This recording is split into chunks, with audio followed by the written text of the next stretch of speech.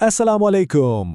आज हम रमज़ान में ख़वातीन से मुताल्लिक़ कुछ ख़ास शरई अहकाम पर बात करने वाले हैं, ख़ास तौर पर हैज़ और निफ़ास के मसाइल पर। अक्सर इन मौज़ूआत पर बात करते हुए एक झिझक महसूस होती है, लेकिन क्या कभी ये सोचा है कि दीन के इन अहम मसाइल को समझना कितना ज़रूरी है?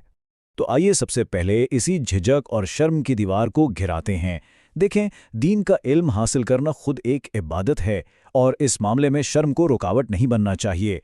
नबी अकरम सल्लल्लाहु अलैहि वसल्लम के ज़माने की ख़वातीन इसकी बेहतरीन मिसाल हैं, जो दीन की बात पूछने में कभी पीछे नहीं हटीं।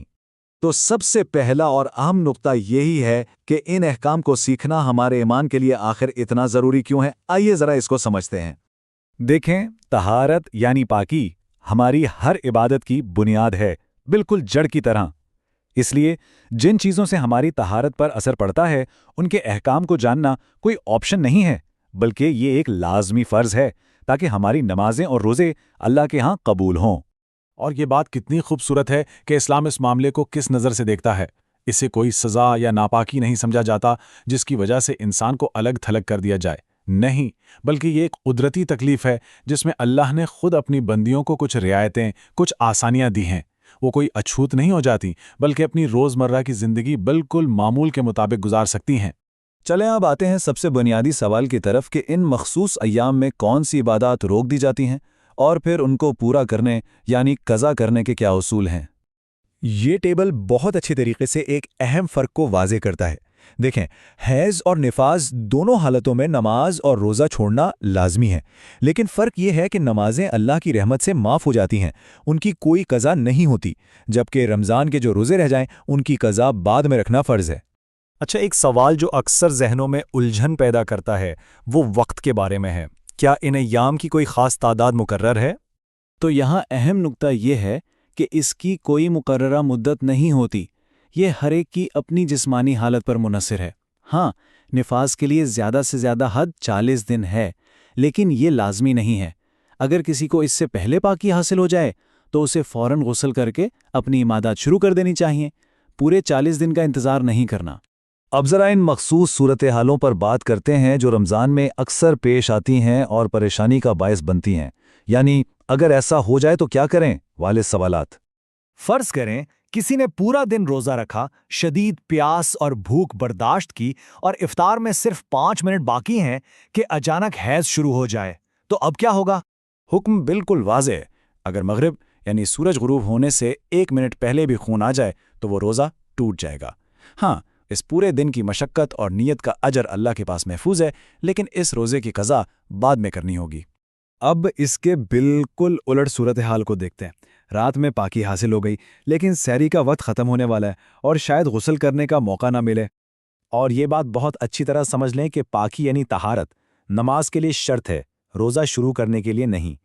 इसलिए अगर रात में पाकी हासिल हो जाए तो फ़ौरन रोज़े की नीयत करके सहरी कर सकते हैं, रोज़ा बिल्कुल ठीक होगा और फजर की नमाज के लिए गुस्ल बाद में भी किया जा सकता है।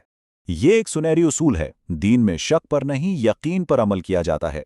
जब तक पाकी का मुकम्मल यकीन ना हो जाए, इबादत शुरू ना करें। और हाँ, एक बार पाकी का यकीन होने के बाद अगर हल्के धब्बे या जर्द रंग का पानी आए तो इसे हैज़ शुमार नहीं किया जाएगा और इबादत जारी रखी जाएंगी।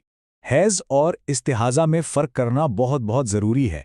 हैज़ के मखसूस दिनों के अलावा अगर खून आए तो उसे इस्तिहाज़ा कहते हैं। ये एक बीमारी की तरह है, जैसे किसी की नक्सीर फूट जाए, और इसके अहकाम हैज़ से बिल्कुल मुख्तलिफ हैं। ये फ़र्क बिल्कुल वाज़े है। इस्तिहाज़ा की हालत में कोई भी इबादत नहीं छोड़ी जाती, ना रोज़ा ना नमाज, बस हर नमाज के लिए नया वज़ू करना होता है। तो याद रखें, इस्तिहाज़ा में रोज़ा टूटता है, ना नमाज छूटती है। तो अगर इन दिनों में नमाज और रोज़ा नहीं है तो क्या इसका मतलब ये है कि इंसान इबादत और रमज़ान की रहमतों से महरूम हो गया? जी नहीं, बिल्कुल नहीं। इबादत के दरवाजे कभी बंद नहीं होते। नमाज और रोज़े के अलावा भी इबादत के बहुत से तरीक़े हैं। अल्लाह का जिक्र किया जा सकता है, खूब दुआएं मांगी जा सकती हैं, इस्तिग़फ़ार किया जा सकता है, कुरान की तिलावत सुनी जा सकती है। इन ताकतवर इबादात के ज़रिए लैलतुल क़द्र जैसी बाबरकत रातों से भी भरपूर फ़ायदा उठाया जा सकता है। चलें जी, अब इस गुफ्तगू के आखिरी और बहुत ही अमली हिस्से की तरफ चलते हैं कि जो रोज़े छूट गए उन्हें कब और कैसे पूरा करना है। तरीका बहुत सीधा सादा है। सबसे पहले अपने छूटे हुए रोज़ों को गिन लें, फिर क़ज़ा की नीयत से रोज़ा रखें। اور اچھی بات یہ ہے کہ یہ روزے آپ اگلے رمضان سے پہلے پورے سال میں جب چاہیں رکھ سکتے ہیں۔ اس میں بہت آسانی اور لچک ہے۔ ایک اور بہت اہم سوال، کیا روزے رکھنے کے بجائے کسی کو کھانا کھلا کر یعنی فدیہ دے کر یہ فرض پورا ہو سکتا ہے؟ اس بارے میں حکم بہت واضح ہے۔ فدیہ صرف ان لوگوں کے لیے ہے جو کسی دائمی بیماری یا بہت زیادہ بڑھاپے کی وجہ سے اب کبھی روزہ رکھ ہی نہیں سکتے۔